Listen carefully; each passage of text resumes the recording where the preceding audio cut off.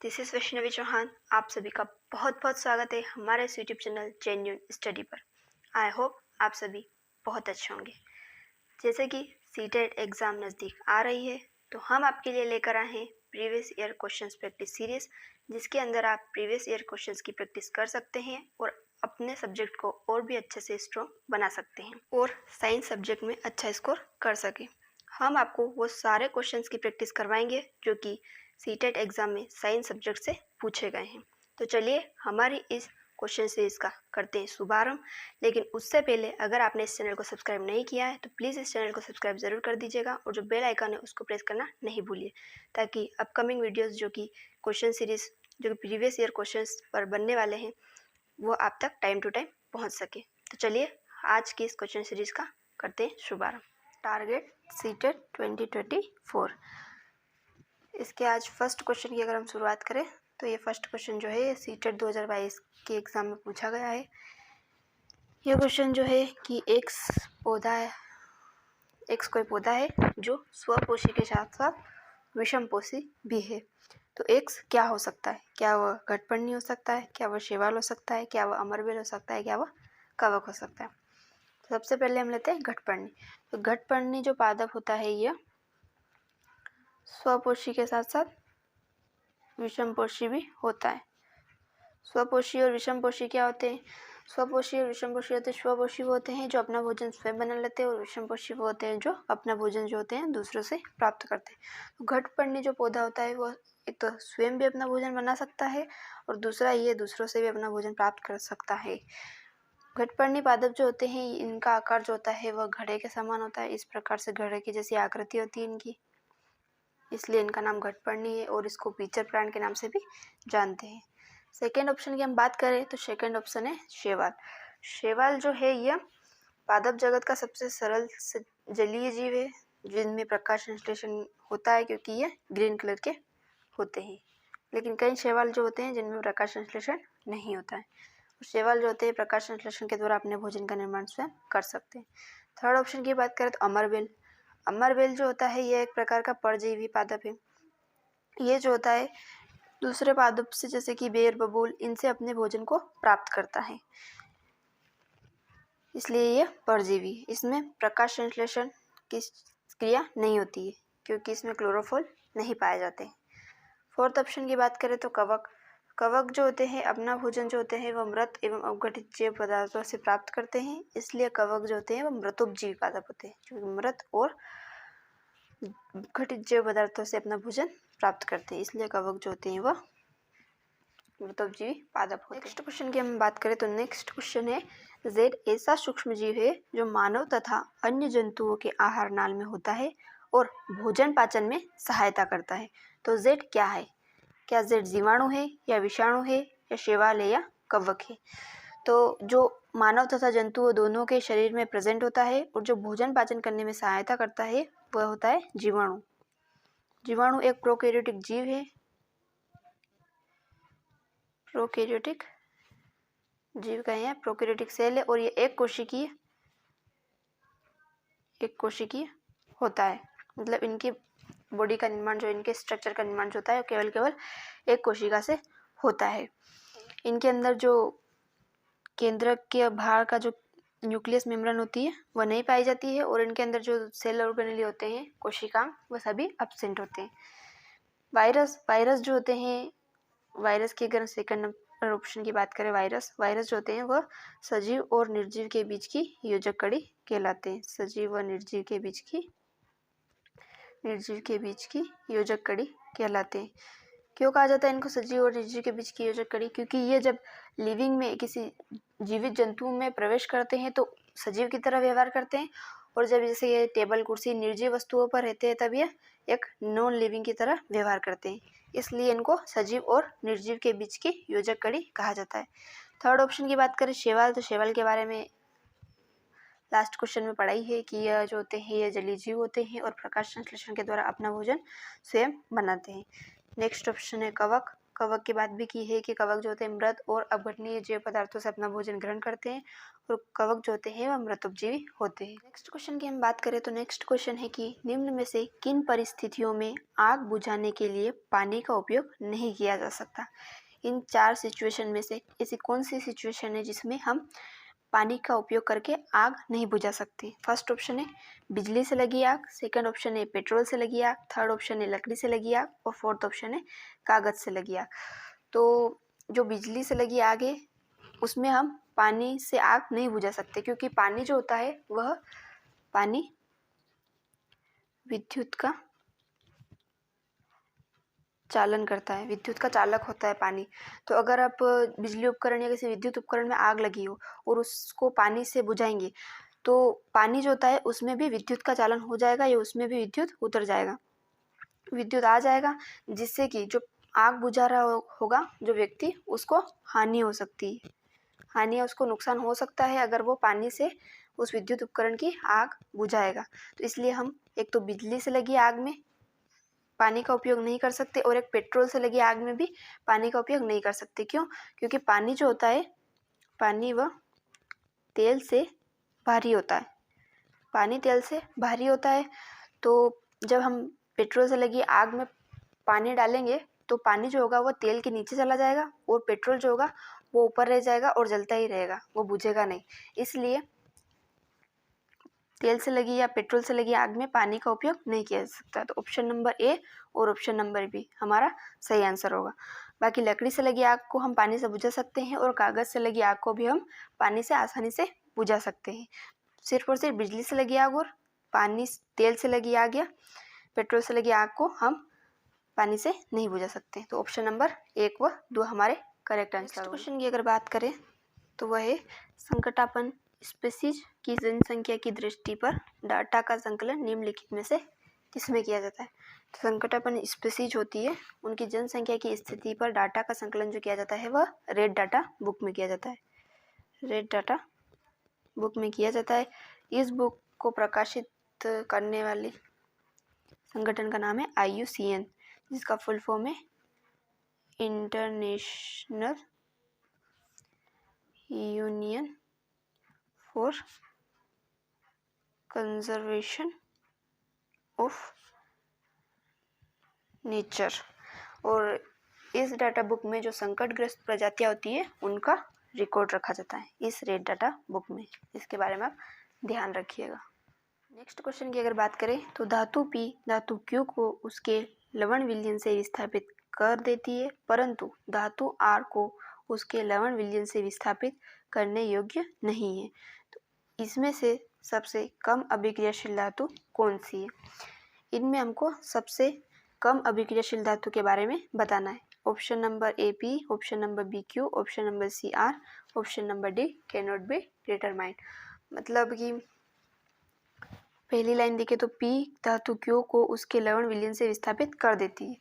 P जो है वह Q को हटा रही है यहाँ से और अपनी जगह यहाँ पर बना रही है, मतलब कि P जो है वह Q से अधिक रिएक्टिव मेटल है, जबकि P R को उसके लवण विलयन से विस्थापित करने योग्य नहीं है। P जो है Q को हटा रही है पर यह P R को नहीं हटा रही, क्योंकि R जो है P से अधिक क्रियाशील मेटल है। तो P Q को हटा रही है पर P R को हटाने में समर्थ नहीं है। तो इसका मतलब जो है R जो है वह सबसे अधिक अभिक्रियाशील है, R के बाद P सबसे अधिक अभिक्रियाशील है और P के बाद जो है वह Q है। Q R सबसे अधिक अभिक्रियाशील है, फिर Q सबसे अधिक अभिक्रियाशील है और फिर Q सबसे अधिक अभिक्रियाशील है। जो Q जो है वह सबसे कम अभिक्रियाशील है। तो अपना आंसर हो जाएगा ऑप्शन नंबर बी। Q जो होती है वह सबसे कम अभिक्रियाशील मेटल। जो अधिक अभिक्रियाशील मेटल होती है वह कम अभिक्रियाशील मेटल को विस्थापित कर देती है। जो ज़्यादा ताकतवर होगा वह कम ताकतवर को हटा देगा। तो इसीलिए ये P ज़्यादा ताकतवर था तो इसने Q को हटा दिया। अब P जो है वह R को नहीं हटा पा रहा है, क्योंकि R जो होता है वह P से अधिक ताकतवर है। इस तरह से आप समझ सकते हैं। नेक्स्ट क्वेश्चन की बात करें तो नेक्स्ट क्वेश्चन है निम्नलिखित में से गलत कथन को पहचानिए। ऑप्शन नंबर ए दे रखा है कि ध्वनि निर्वात में गमन कर सकती है।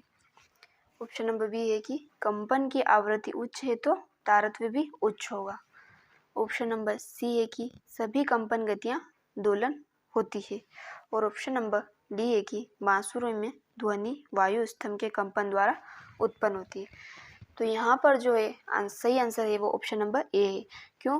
क्योंकि ध्वनि जो होती है वह ध्वनि वहाँ संचरण करती है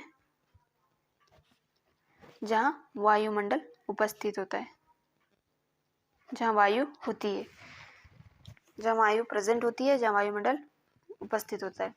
तो इसमें लिख रखा है कि ध्वनि निर्वात में भी गमन कर सकती, जो कि रॉन्ग आंसर है। ध्वनि जो केवल और केवल वायु में या वायुमंडल की उपस्थिति में ही संचरण करती है। जैसे कि चांद पर वायुमंडल नहीं है, तो वहाँ पर हम बोलेंगे तो हमारी आवाज़ सुनाई नहीं देगी, क्योंकि ध्वनि वहाँ पर गमन नहीं कर सकती, क्योंकि वहाँ पर वायुमंडल उपस्थित नहीं है। जबकि प्रकाश जो होता है वह निर्वात में भी गमन कर सकता है, पर ध्वनि निर्वात में गमन नहीं कर सकती। तो हमारा ऑप्शन नंबर ए जो होता है वह गलत आंसर है। जबकि ऑप्शन नंबर बी जो है वह सही आंसर है कि कंपन की आवृत्ति उच्च होती है तो तारत्म्य भी उच्च होगा। आवृत्ति उच्च होगी तो तारत्म्य भी उच्च होगा, और आवृत्ति अगर कम होती है तो तारत्म्य भी कम होगा। और प्रबलता या लाउडनेस जिसको कहते हैं, अगर वो अधिक है तो आयाम भी अधिक होगा, और प्रबलता कम है तो आयाम भी कम होता है। ऑप्शन नंबर थर्ड है कि सभी कंपन गतियां जो होती है वह दोलन होती है। और ऑप्शन नंबर डी है कि बांसुरी में ध्वनि वायु स्तंभ के कंपन द्वारा उत्पन्न होती है। ये भी बिल्कुल सही बात है। अगर बात करें तो नेक्स्ट क्वेश्चन है कि नीचे दिया गया कौन सा समुच्चय ऐसे द्रव्यों को समाविष्ट करता है जो विद्युत के अच्छे चालक होते हैं। ऑप्शन ए है नींबू का रस, वनस्पति तेल और टोंटी का जल। ऑप्शन बी है आसुत जल, शैम्पू और सिरका। ऑप्शन सी है नींबू का रस, सिरका और टोंटी का जल। और ऑप्शन डी है शैम्पू, वनस्पति तेल और नींबू का रस। तो इनमें नींबू का रस, सेकेंड है सिरका और थर्ड है टोंटी का जल। तो ये तीन जो होते हैं ये विद्युत का चालन अच्छे से करते हैं, क्योंकि इनके अंदर जो होता है वह अम्ल, एसिड, क्षार, बेस और लवण, सॉल्ट घुले होते हैं। इसलिए ये विद्युत का चालन जो है वह अच्छी तरह से करते हैं। खनिज लवणों की थोड़ी मात्रा इनमें प्राकृतिक रूप से विद्यमान होती है, इसलिए यह जल विद्युत का चालन कर सकते हैं। जबकि आसुत जल या जिसको कहे प्योर वाटर या शुद्ध जल, आसुत जल जो होता है वो पूरी तरह से शुद्ध होता है, उसके अंदर कोई भी अशुद्धि नहीं होती है, उसके अंदर कोई भी अशुद्धि जो होती है नहीं होती है, इसलिए यह विद्युत का चालन जो होता है नहीं करता है, यह विद्युत का चालन नहीं कर सकता आसुत जल। तो हमारा जो करेक्ट आंसर होगा वह होगा ऑप्शन नंबर सी, नींबू का रस, सिरका और टोंटी का जल। यह जो होते हैं विद्युत के सबसे अच्छे चालक होते हैं। नेक्स्ट क्वेश्चन की अगर हम बात करें तो वह है कि चौक और पानी के मिश्रण को पृथक करने की प्रक्रिया में निम्नलिखित में से कौन सहायक नहीं होगा।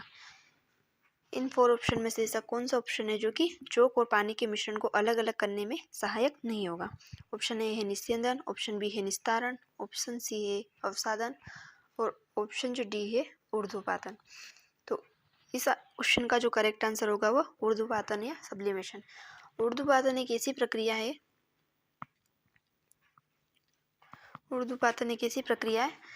जिसमें ठोस जो होता है, ठोस वो डायरेक्ट गैस में बदल जाता है। जैसे कि आपने देखा होगा कपूर, शुष्क CO2, नेफ्थेलिन की जो गोलियां होती है वह,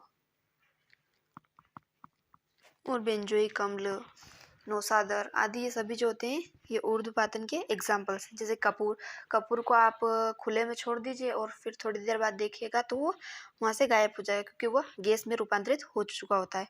नेफ्थेलिन की गोलियां भी ऐसे ही भी अपन इसको वायुमंडल में रखते हैं तो ये थोड़ी देर बाद देखते हैं तो गैस में रूपांतरित हो जाती है। शुष्क पर भी ऐसे ही हो। बाकी यहाँ पर पूछा गया है कि चौक और पानी के मिश्रण को पृथक करने की विधियाँ, तो ये निस्यंदन, निस्तारण और अवसादन, ये तीनों विधियाँ जो होती है यह मिश्रण में उपस्थित अनेक अवयवों को पृथक करने की विधियाँ होती है। तो इस क्वेश्चन का जो करेक्ट आंसर होगा वह होगा ऑप्शन नंबर डी, ऊर्ध्वपातन। ये जो विधि है ये चौक और पानी को पानी के मिश्रण को पृथक करने की विधि नहीं है। इसमें ठोस डायरेक्ट गैस में रूपांतरित हो जाता है। नेक्स्ट क्वेश्चन की अगर बात करें तो एक्स कोई विटामिन है जो वसा में विलय है तथा त्वचा और आँखों को स्वस्थ रखने में सहायता करता है। वाई ऐसा खाद्य पदार्थ है जिसमें इस विटामिन की प्रचुरता है। तो एक्स और वाई को पहचानिए। तो हमें यहाँ पर एक्स और वाई बताना है। एक्स जो कि एक वसा विलय विटामिन है और वाई जो होता है एक खाद्य पदार्थ है जिसके अंदर जो एक्स विटामिन है वह प्रचुर मात्रा में पाया जाता है। ऑप्शन नंबर ए है विटामिन डी और खाद्य पदार्थ है दुग्ध उत्पाद। ऑप्शन नंबर बी है विटामिन ए और खाद्य उत्पाद है नींबू वंश के फल। ऑप्शन सी है विटामिन डी और नींबू वंश के फल और ऑप्शन डी जो है वह विटामिन ए और पीले फल। तो सबसे पहले हम देखें तो वसा विलय विटामिन जो वसा में विलय है तो वह कौन कौन से है। तो विटामिन ए, डी, ई और के यह विटामिन जो होते हैं ये वसा विलय विटामिन है। और जल विलय विटामिन जो है वह विटामिन बी और सी है। यह जल विलय विटामिन है। अब वसा विलय में ए और डी तो ये डी ए हमको यहाँ ए और डी दोनों दिख रहे हैं तो वसा विलय तो ये दोनों हो सकते हैं। पर विटामिन डी जो है वह दुग्ध उत्पाद में नहीं पाया जाता है तो अपना ऑप्शन नंबर ए नहीं होगा। विटामिन ए जो होता है वह नींबू वंश के फल में नहीं पाया जाता है तो ये भी अपना गलत आंसर होगा। अब विटामिन डी यहाँ पर नींबू वंश के फल में भी नहीं पाया जाता तो ये भी अपना रॉन्ग आंसर होगा। और ऑप्शन नंबर डी जो कि विटामिन ए है और पीले फल, हाँ तो ये अपना करेक्ट आंसर होगा क्योंकि विटामिन ए जो होता है यह आँखों को स्वस्थ रखने में सहायक होता है। अपने को एक और क्लू दे रखा था क्वेश्चन में, हमको वसा विलय तो दे रखा था पर साथ साथ में लिखा हुआ था कि आँखों को स्वस्थ रखना। तो विटामिन डी का आँखों से कोई संबंध नहीं है। यहाँ पर आँखों को स्वस्थ रखने में विटामिन ए जो होता है वह सहायक होता है। तो ऑप्शन नंबर डी तो वैसे भी रॉन्ग आंसर है। ऑप्शन नंबर ए सही होगा। और खाद्य पदार्थ जिसमें विटामिन ए प्रचुर मात्रा में पाया जाता है तो वह है पीले फल। पीले फल जो होते हैं उनके अंदर विटामिन ए की प्रचुरता पाई जाती है। जैसे कि एग्जांपल देखें तो आम एक पीला फल है, पपीता एक पीला फल है। इनके अंदर जो होते हैं वह विटामिन जैसे कि आम, पपीता ये पीले फल ही है, पीले कलर के दिखते हैं। तो इनमें जो होते हैं विटामिन ए प्रचुर मात्रा में पाए जाते हैं। नेक्स्ट क्वेश्चन की अगर बात करें तो एक्स कोई संश्लेषित रेशा है जो कि ऊन से मिलता जुलता है। वह इसका उपयोग शॉल, स्वेटर, कंबल बनाने में होता है। तो ऑप्शन नंबर ए है रेयॉन, बी एक्रिलिक, सी नायलॉन और डी पॉलिएस्टर। तो ऊन से मिलता जुलता तो इनमें एक्रिलिक है।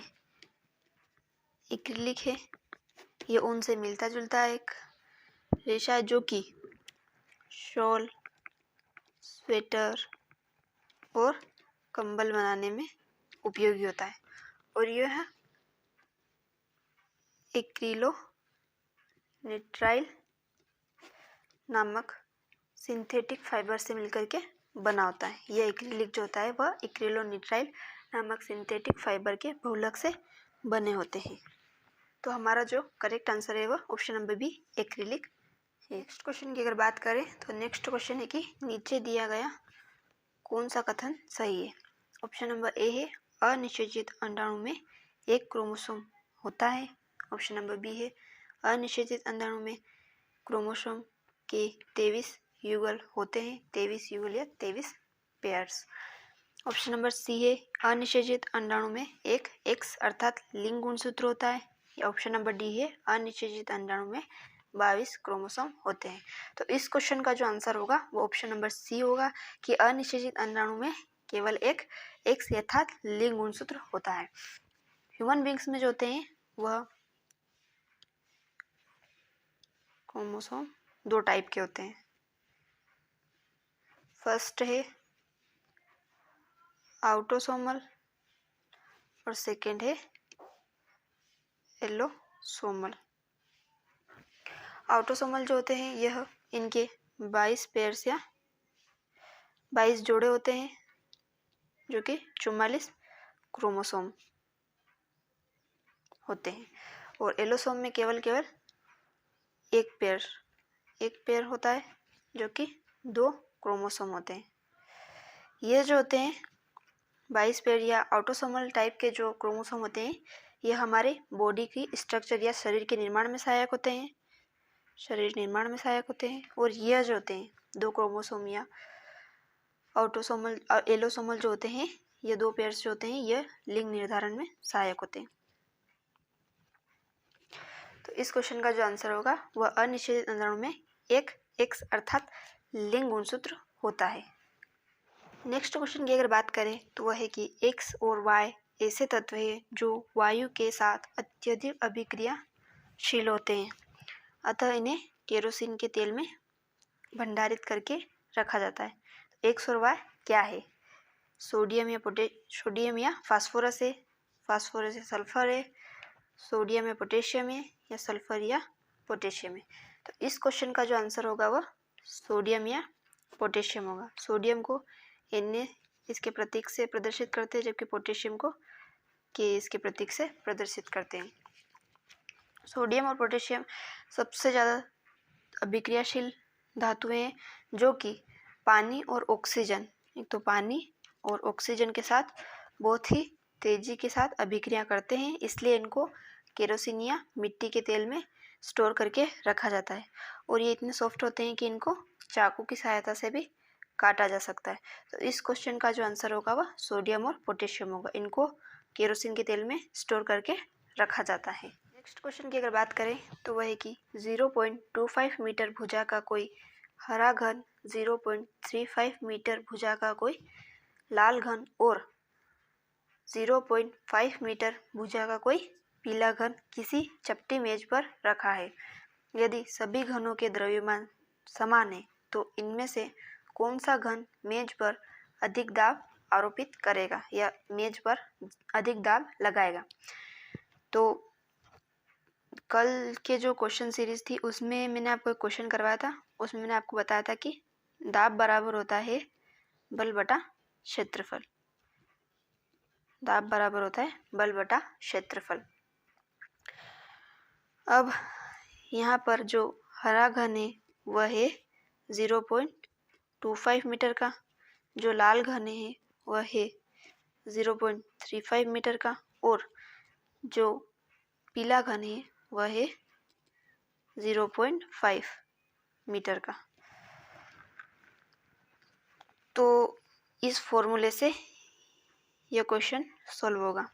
इस फॉर्मूले के अकॉर्डिंग जिसका क्षेत्रफल अधिक होगा, जिसका क्षेत्रफल घन जो होता है उसकी लंबाई, उसकी चौड़ाई और उसकी ऊंचाई तीनों सेम होती है।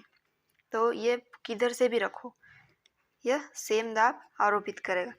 तो ये प्रेशर, तो अब इस फॉर्मूले से हम देखते हैं कि जो क्षेत्रफल होता है अगर वह अधिक होगा तो दाब जो होगा वह कम होगा, और अगर दाब अधिक होगा तो क्षेत्रफल जो होगा कम होगा। हम यहाँ देख सकते हैं फॉर्मूले में कि दाब जो होता है वह क्षेत्रफल के व्युत्क्रमानुपाती, या क्षेत्रफल जो होता है वह दाब के व्युत्क्रमानुपाती होता है, मतलब कि उल्टा होता है। इसके अपन में है तो मतलब कि उल्टा है। तो अब दाब अधिक होगा तो क्षेत्रफल कम होगा, और क्षेत्रफल कम होगा तो दाब अधिक लगाएगा। तो हरा घन है उसका क्षेत्रफल जो है वह 0.25 मीटर है, लाल घन है उसका क्षेत्रफल है 0.35 मीटर, और जो पीला घन है उसका क्षेत्रफल है 0.5 मीटर।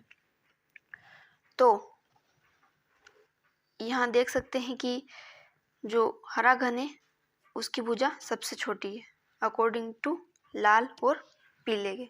पीला जो है वह 0.35 मीटर की भुजा का घन है, जो कि इस 0.25 से बड़ी है, और लाल पीला घन जो है ये 0.5 है, जो कि इन दोनों से बड़ी है। 5 इसके पीछे 0 लगा देंगे तो 0.50 हो जाए। ये 0.5 मतलब कि हाफ है, आधा है ये। तो ये सबसे बड़ी है, जबकि उससे छोटा लाल घन है, और सबसे छोटा जो है वह हरा घन या ग्रीन घन है। तो इस क्वेश्चन का जो आंसर होगा वह ऑप्शन नंबर ए होगा, हरा घन, क्योंकि हरे घन की जो भुजा है वह सबसे छोटी है। तो अगर उसकी भुजा का क्षेत्रफल जो है वह सबसे कम है तो मतलब वह अत्यधिक दाब आरोपित कर रही है। तो हमारे क्वेश्चन में पूछा भी यही गया है घन, कौन सा घन जो है वह मेज पर अधिक दाब आरोपित करेगा। तो इसका क्षेत्रफल कम है, मतलब कि यह अधिक दाब आरोपित कर रहा है। क्वेश्चन की अगर बात करें तो वह है कि नीचे दिया गया कौन सा समुच्चय भौतिक परिवर्तन का समाविष्ट करता है? ऑप्शन ए है कागज के टुकड़े करना, केक पकाना और पटाखे फोड़ना। ऑप्शन बी है पानी उबालना, भोजन पकाना या लोहे पर जंग लगना। ऑप्शन सी है कि कागज जलाना, दूध का दही बनना या कांच टूटना। ऑप्शन डी जो है वह कांच टूटना, गेहूं पीसना या पानी उबालना। तो परिवर्तन जो होते हैं दो प्रकार के होते हैं, एक तो भौतिक होता है और एक रासायनिक परिवर्तन होता है। भौतिक परिवर्तन होता है और रासायनिक परिवर्तन। भौतिक परिवर्तन जो होता है वह उत्क्रमणीय होता है, मतलब कि बदला जा सकता है, उत्क्रमणीय होता है, जबकि रासायनिक परिवर्तन जो होता है वह अनुत्क्रमणीय होता है। इसमें कोई नया पदार्थ नहीं बनता है, जबकि रासायनिक परिवर्तन जो होता है उसमें नया पदार्थ बनता है। और इसमें कोई रासायनिक अभिक्रिया नहीं होती है, जबकि रासायनिक जो परिवर्तन होते हैं उनमें उनके अंदर जो होती है वह रासायनिक अभिक्रिया होती है। तो हम ऑप्शन में देखते हैं कि कहाँ कहाँ पर रासायनिक अभिक्रिया हो रही है। तो ऑप्शन नंबर ए कागज के टुकड़े करना, यहाँ तो ये भौतिक चेंज है, पर भौतिक परिवर्तन पर ये केक पकाना जो है ये रासायनिक परिवर्तन है, और पटाखे फोड़ना ये भी एक प्रकार का रासायनिक परिवर्तन है। ऑप्शन नंबर बी है पानी उबालना, तो यह एक भौतिक परिवर्तन है, लेकिन भोजन पकाना और लोहे पर जंग लगना ये दोनों रासायनिक परिवर्तन के एग्जाम्पल्स है। ऑप्शन नंबर सी है कि कागज जलाना। ऑप्शन नंबर सी है कागज जलाना, दूध का दही बनना और कांच टूटना। तो कागज जलाना ये भी एक प्रकार का रासायनिक परिवर्तन है, दूध का दही बनना यह भी एक प्रकार का रासायनिक परिवर्तन है, जबकि कांच का टूटना ये एक प्रकार का भौतिक परिवर्तन है। ऑप्शन नंबर डी है कांच टूटना, गेहूं पीसना और पानी उबालना, तो ये तीनों जो होते हैं यह भौतिक परिवर्तन के एग्जाम्पल्स हैं। तो हमारा जो राइट आंसर होगा वो ऑप्शन नंबर डी होगा। नेक्स्ट क्वेश्चन की बात करें तो निम्न में से छाया का बनना निर्भर करता है। अगर इसके ऑप्शन के बारे में देखें तो ऑप्शन नंबर ए है प्रकाश स्रोत व वस्तु के बीच की दूरी पर निर्भर करता है। तो सही बात है, छाया प्रकाश स्रोत व वस्तु के बीच की दूरी पर निर्भर करती है। यदि प्रकाश स्रोत व वस्तु के बीच की दूरी कम होगी तो छाया जो होती है वह बड़ी बनती है, और यदि प्रकाश स्रोत व वस्तु के बीच की दूरी जो होगी वह अधिक होगी तो छाया की साइज जो होती है वह छोटी होती है। तो ऑप्शन नंबर ए तो करेक्ट है कि इस पर छाया का बनना निर्भर करता है। ऑप्शन नंबर बी है कि छाया की स्थिति आपतित प्रकाश की दिशा पर निर्भर करती है। तो ये बात भी सही है कि यदि प्रकाश जिस दिशा में से आता है छाया उसके अपोजिट साइड में बनती है, तो ये बात भी सही है। ऑप्शन नंबर बी भी करेक्ट है, इस पर निर्भर करता है। ऑप्शन नंबर सी देखें तो छाया का रंग वस्तु के रंग पर निर्भर करता है, तो ये गलत है, क्योंकि वस्तु भले नीली, पीली, गुलाबी, काली कैसी भी हो, किसी भी रंग की वस्तु हो, उसकी छाया जो बनेगी वह काली ही बनेगी। तो उस वस्तु के रंग पर छाया का बनना निर्भर नहीं करता है। ऑप्शन नंबर डी की बात करें तो छाया बनने की व्याख्या प्रतिबिंब बनाने की अवधारणा से की जा सकती है, तो ये भी रॉन्ग आंसर है। प्रतिबिंब बनाने की अवधारणा से छाया की व्याख्या नहीं की जा सकती। तो इस क्वेश्चन का जो आंसर होगा वो ऑप्शन नंबर ए और बी। तो ऑप्शन नंबर ए और बी इसमें है फर्स्ट ऑप्शन में, तो ये हमारे करेक्ट आंसर होंगे। तो ये थे आज की हमारी क्वेश्चन सीरीज। आई होप आपको आज की ये क्लास पसंद आई होगी। अगर आपको आज की क्लास पसंद आई है तो प्लीज़ हमारे इस चैनल को सब्सक्राइब, लाइक और इस क्वेश्चन सीरीज को अपने फ्रेंड्स के साथ शेयर करके उनकी भी हेल्प ज़रूर करें। इसके आगे के क्वेश्चंस के बारे में डिस्कस करते हैं कल। Thank you.